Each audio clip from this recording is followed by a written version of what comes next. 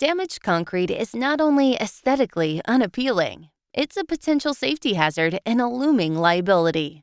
If you see cracked concrete around your property, then it's time to call Rose Paving. Once our concrete specialists arrive on site, they will remove the damaged sections of concrete, grade the project area, install the proper aggregate material, and set the forms that enable the concrete to cure in the desired placement.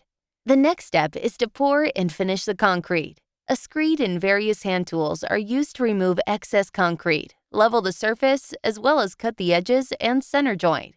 Concrete joints and fiberboard expansion material are then installed to prevent cracking. Finally, a magnesium float is used to remove score marks and any impressions left by the hand tools. This project was completed in less than a day and was ready for foot traffic after 24 hours.